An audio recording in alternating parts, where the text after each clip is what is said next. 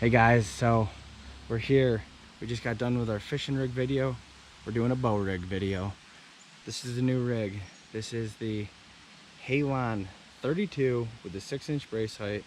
I just received this bow on Tuesday. Now this bow is, let's see, this year's the VXR, the Vertex was last year, the Triax was the year before. I believe this bow is 4 years old now.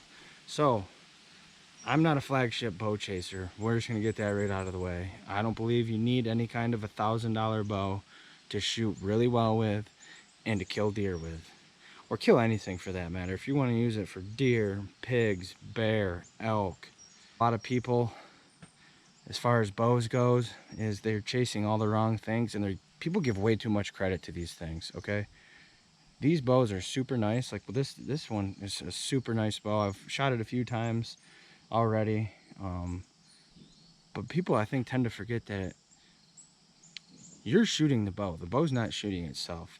Like I saw this thing on a Mathews Facebook group, which is actually where I got this. Shout out to Brandon Ledlow. He got this to me fast. I bought it on a Friday, got it on a Tuesday. So thanks, man. But anyway, I was looking at this thing. A guy had said, like, it was along the lines of they were shooting in the league, and he said when a bow tech challenged a Mathews won. I hear people say stuff like that because I know that it's not what they really mean, but you got to remember, you're shooting the bow. So that's why I tell everyone, like, if a $300 bow you can shoot really well, don't go and buy a $1,000 rig. I don't do it. This bow I paid $600 for, used. Look at the condition it's in. That's why I'm a big believer in buying leftovers. If you want to buy a new bow, you don't need to go out and buy the brand new bow. The other thing with the brand new bows that they come out with is Mathews has the VXR out right now, and they're having issues with it. And I'm telling you right now, if I paid $1,000 for a bare bow, and then by the time you're done setting it up, you got almost $1,500 in it probably, you know, if something goes wrong, I ain't gonna be very happy. This Halon is 4 years old. I've known many people who shot it. I actually have shot one before. That's why I went with this bow. Plain and simple. I shot a Diamond, which is a bow tech last year. That was a $350, $400 bow when I bought it 6 years ago. So, and that one, I killed 4 deer with it last year. The thing worked fine. Was it a little less forgiving than shooting these higher end bows? Yes, but you can still shoot them good. So, like, just listen to what I'm saying here, guys. You do not need to chase the flagship bows. I wouldn't recommend a Walmart bow, but I would recommend going to your bow shop and just shooting a bunch of bows. Look at the used bows. Sometimes you can find gems like this. This bow right now, I could get on eBay. It would cost me almost $900 brand new. I paid $600 for it used, and the thing's in mint condition. There's literally no scratches anywhere on this thing. I mean, there was a couple scratches right here by the sight. So anyway, that's what I wanted to get out of the way first. So now let's get into the bow review. So like I said, it's the Halon 32, 6-inch brace height. IBO speed is, I believe, 343, which is fast. That's faster than any bow I've ever owned. And I know they get faster, but that's faster than any bow I've ever owned. So I shot it the other day, was quite impressed. The only knock I have on this is it's very top heavy. And this stabilizer, I've got another one coming, a new base stinger coming. This stuff is just kind of temporary. Even the sight, this is a React, the older React one pin sight. These are very nice sights, by the way. If you want to get a nice slider sight that's easy, super easy, it's easier than all the other ones. They are heavy though. That's, you know, we won't get too much into that. We're gonna do some other videos about that stuff.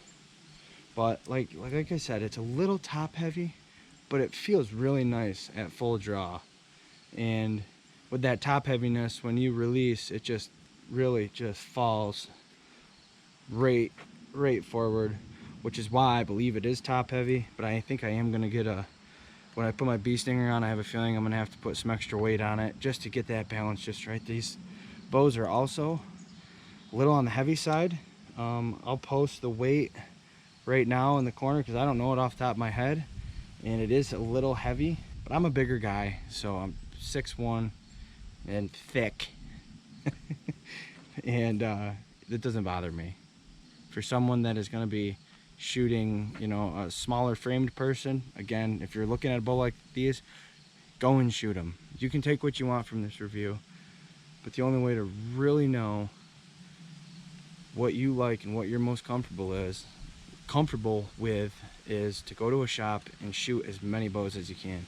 And if you got the money, by all means, go buy a flagship bow from any of these new companies. These bows are just getting so, like, it's not even fair. They do damn near shoot themselves. And thank you, Win.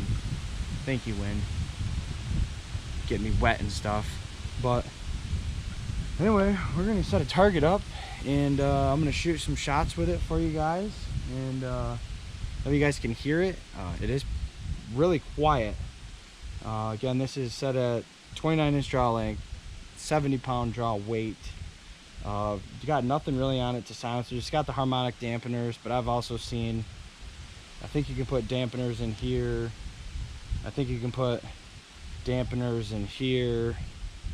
And I'm not all into the fancy looks of the bow. I see guys on some of these pages, I mean, they just literally go all out and spend a lot of money just to make their bow look cool.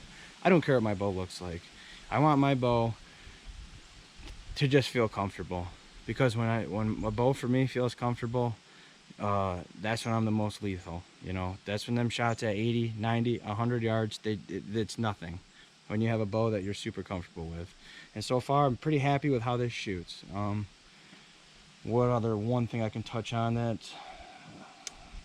So really the only knock I have is just the weight. I will be shooting the Vapor Trail Limb Driver Gen 7 rest this year. This is a pretty sweet rest. I'm going to do a separate review, like I said, a little later on. When I get my new arrows that I'm going to build, we're going to do some videos on building your own arrows. For this test, we're just shooting their X1 Pro 340s. Shot them last year. If you guys are gold tip XT hunter fans, head to your Bass Pro, get yourself some of these X1 Pros. They're made by Gold Tip and they're cheaper. It's the same thing as the hunters. It is just got a blackout logo on it. So we're just gonna do a quick shoot for you guys, and like a sound test, draw cycle. I'll explain the draw cycle on it, and yeah, so stay tuned. All right, guys, we got our target out there. Let's go into the draw cycle. See what the draw cycle's like. Oh.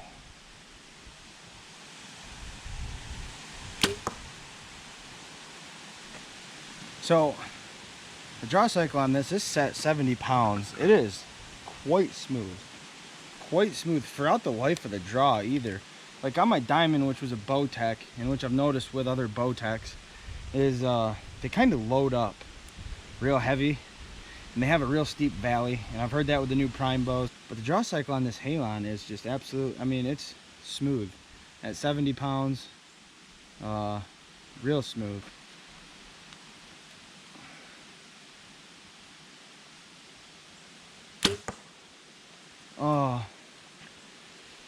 Pretty quiet. No, absolutely dead in the hand. No hand shock. It is pretty quiet. It sounded like there was a little tiny little bit of string vibration. This is the quietest bow I've shot in years, so I'll say that. And it is just,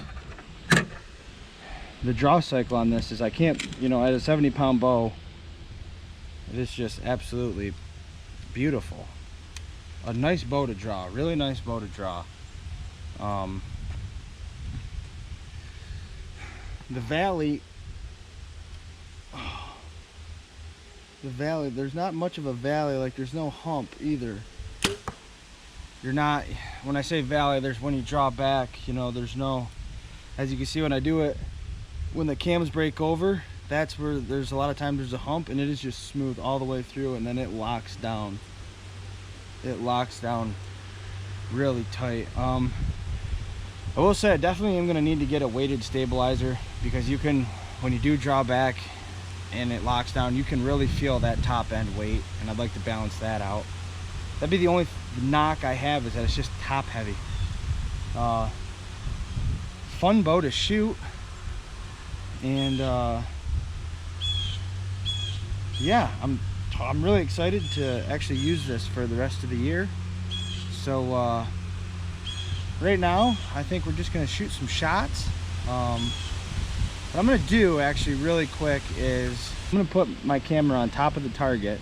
I'm gonna shoot at it so you can kind of get an idea at 20 yards what this bow sounds like away from you. It's not gonna be like totally accurate, obviously, because just mic issues and stuff like that.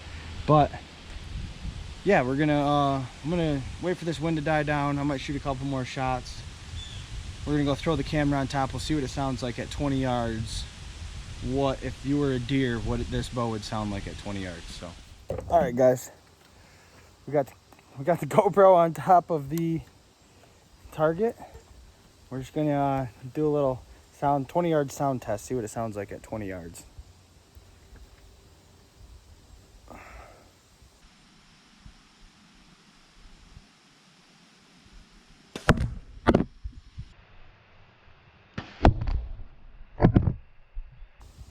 And the camera just flopped over.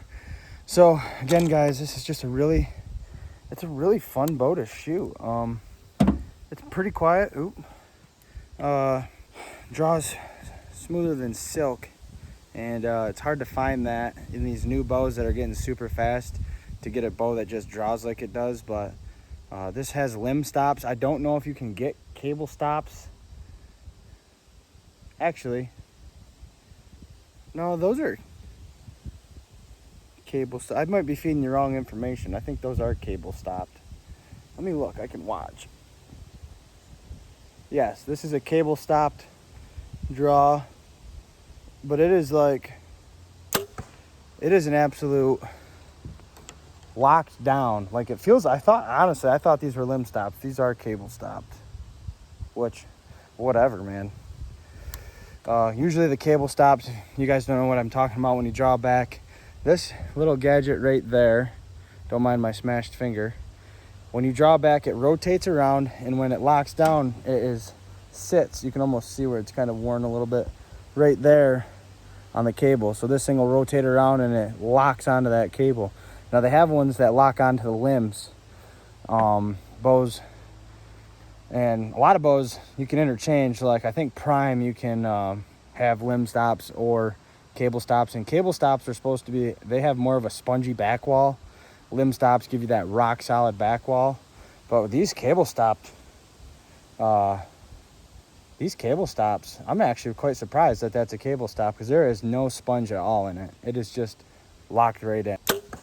Again, the only knock I have is it's top heavy. Kind of being it top heavy, it's kind of just, it's a little hard to get it square. I think I'm going to need to actually I'm thinking about investing in a slide stabilizer. So one that would go here, would bolt into right, this actually back one, or this front one, and it slides. It's a counterweight stabilizer, so you can have the right amount of weight up front or in the back, whatever you need. And I feel like, it needs maybe a little weight in the back, as well as some more weight down at the bottom. But that's all getting nitpicky with it. So if you guys were thinking about buying one of those, definitely keep your eye on them. Mathews, obviously, that's a 4-year-old bow. I would recommend a Mathews, honestly.